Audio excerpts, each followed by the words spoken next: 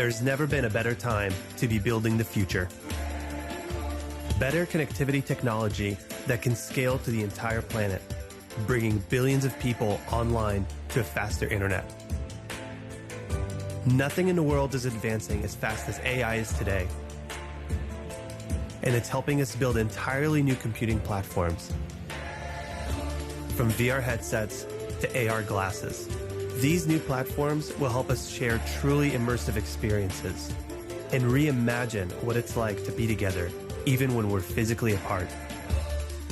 Transforming how we work, play, and connect with the people we care most about. We build these new platforms and technologies with privacy and safety baked in from the very beginning. And it's all being invented here, inside the lab.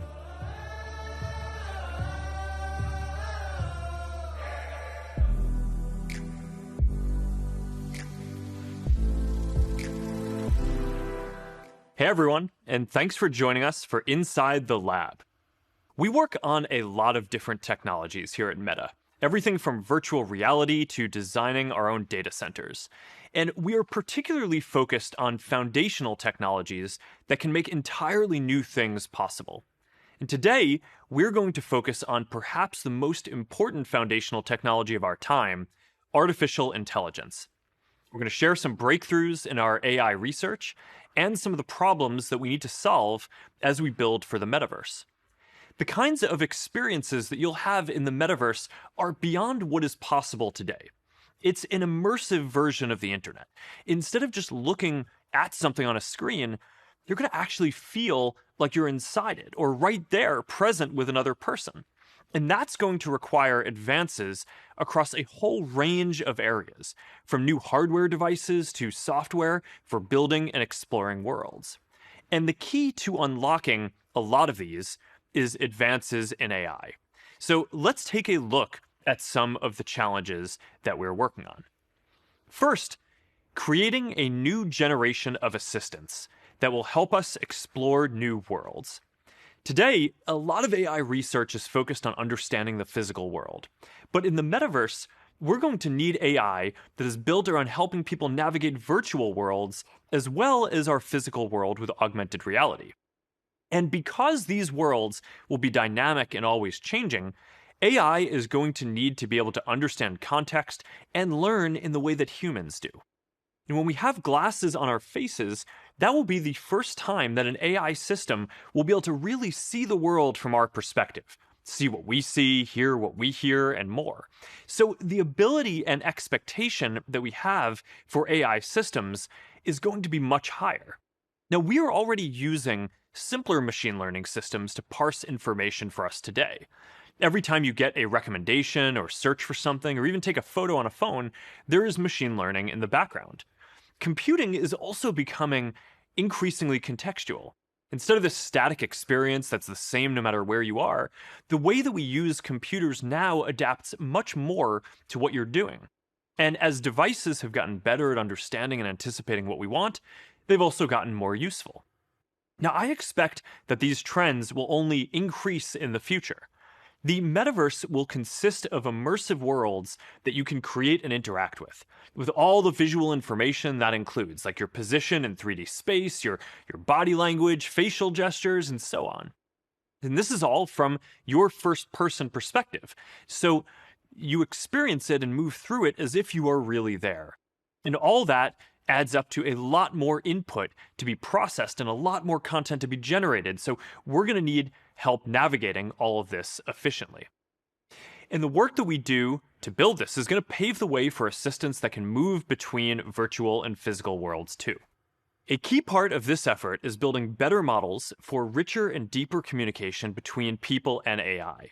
So today, we're announcing Project Karaoke, which is a fully end-to-end neural model for building on-device assistants. It combines the approach behind Builderbot with the latest in conversational AI to deliver better dialogue capabilities. And from there, to support true world creation and exploration, we need to advance well beyond the current state-of-the-art for smart assistants. So we're working on two areas of AI research to make this possible. egocentric perception, which is about seeing worlds from a first-person perspective, and a whole new class of generative AI models that help you create anything that you can imagine. Now, here's an AI concept that we created called Builderbot, which showcases this work. It enables you to describe a world, and then it will generate aspects of that world for you. So let's take a look at how this works. Hey, Builderbot. First, let's start with the scene. Let's go to a park. Actually, let's go to the beach.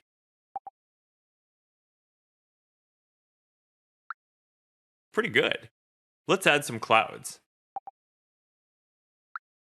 Huh, that's all AI generated. Actually, let's add some alto cumulus clouds. All right. And let's add an island over there. It's cool. How about we add some trees out here by the sand? Let's get a picnic blanket down here. Let's put up a table. Let's put a stereo. Let's get some drinks as well. Let's get the sound of some waves and seagulls.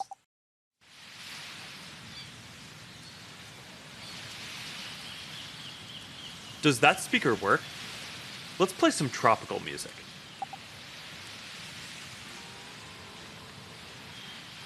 And let's add a hydrofoil. You gotta have a hydrofoil. You gotta teach me how to ride one in VR.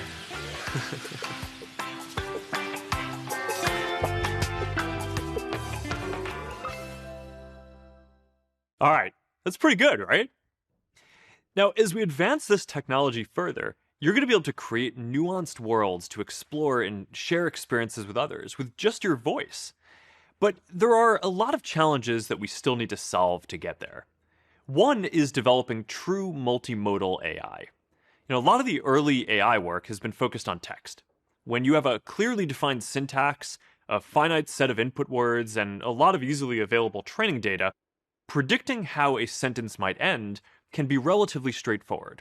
But if you only have 10 or 20% of an image, predicting what the complete image will show is a lot more difficult.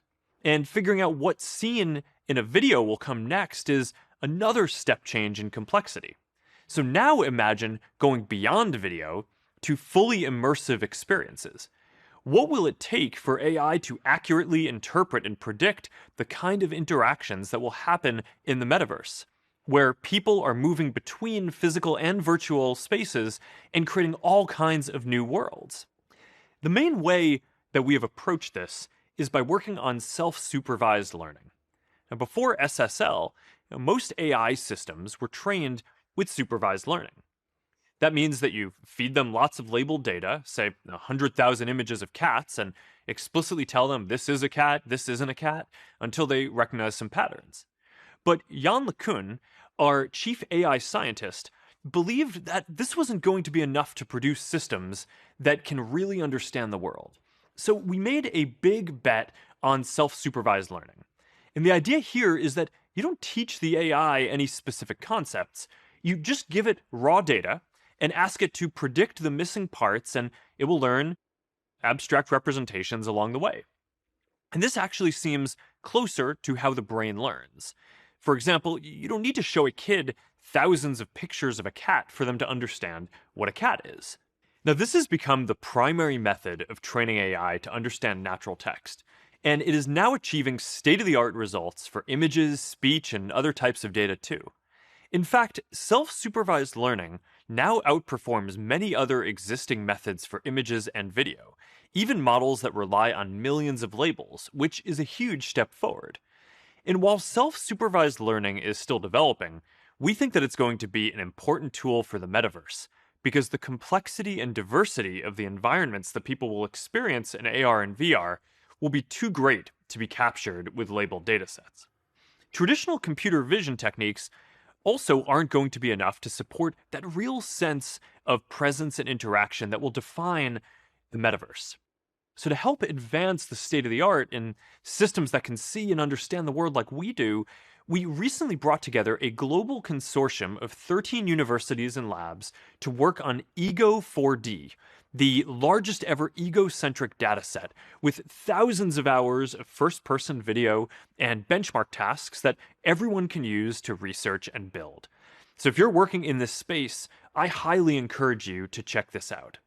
Now, the big goal here is to build a universal model that can incorporate knowledge across all modalities: text, speech, movement, position, body language, all the information that is captured through rich sensors. This will enable a vast scale of predictions, decisions, and generation, the fundamental processes of how AI systems learn, as well as whole new architectures, training methods, and algorithms that can learn from a vast and diverse range of different inputs.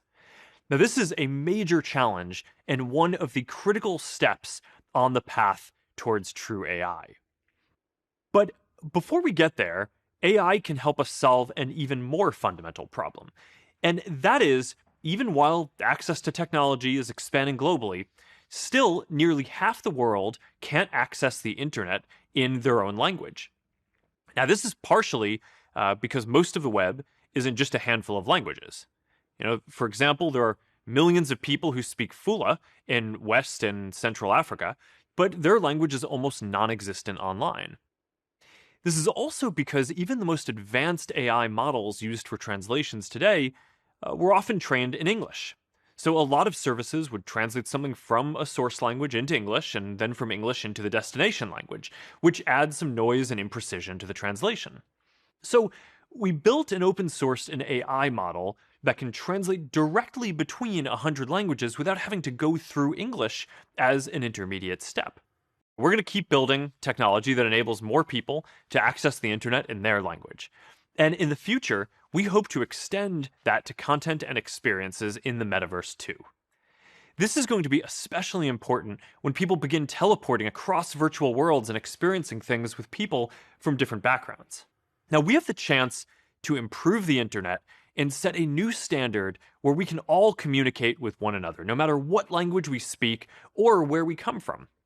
And if we get this right, this is just one example of how AI can help bring people together on a global scale. So to do this, today we are announcing two new projects. The first is No Language Left Behind, a new translation system that can learn every language, even if there isn't a lot of text available to learn from. We are creating a single model that can translate hundreds of languages with state-of-the-art results in most of the language pairs, everything from Asturian to Luganda to Urdu. Now, 5 years ago, we could translate across a dozen languages. 3 years ago, we were up to 30 languages. And this year, we are now aiming for hundreds of languages. The second project is even more ambitious, a universal speech translator. The goal here is instantaneous speech-to-speech translation across all languages, even those that are mostly spoken. The ability to communicate with anyone in any language, that's a superpower that people have dreamed of forever. And AI is going to deliver that within our lifetimes. Now, you're going to hear a lot more about these efforts from Angela, who's one of our AI researchers who's driving these breakthrough advancements in translation. But before I hand over to the team, I want to say a few words about the way that we approach this work. And we're clearly focused on building technology to help people feel closer in all kinds of new ways. Right? That's our DNA as a company. Most tech companies focus on building new ways for you to interact with technology. But we build new technology so you can interact with the people you care about. One great thing about fundamental research is that advances made to help us achieve our vision also have wide-ranging applications to enable completely new things in other areas as well. One example of this is Fast MRI. It's a project that uses our AI to cut the amount of data that an MRI scan requires by 4x. So if you've ever been in an MRI scanner, you know that reducing the time spent in the scanner by 75% is a really big deal, especially for kids who struggle to stay still for an hour. It's rare to get that magnitude of improvement by bringing an unrelated technology to an existing problem. It's kind of like, if you invented a new kind of energy that was suddenly 75% more efficient and, being able to use it to power all sorts of things. So I think that we're at a very exciting stage in this cycle, and that definitely motivates us to try to enable this kind of innovation as much as possible. We're also driven by long-term goals. We can do this metaverse work today because of the long-term investments that we started making in AI and virtual reality starting almost a decade ago. And the breakthroughs that we're now seeing in AI are thanks to long-term bets in self-supervised learning that we made in the early days of our research labs. And we're committed to building openly and responsibly. As we make progress on this journey, we have the opportunity to build better, safer online environments for all of us.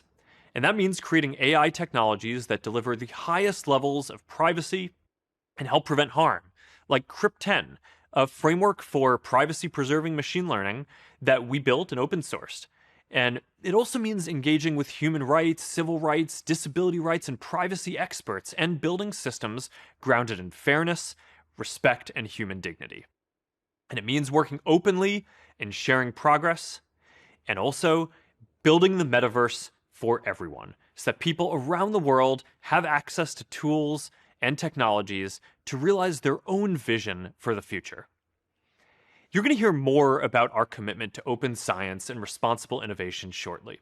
But now, it's time for me to turn things over to Jerome and Joelle.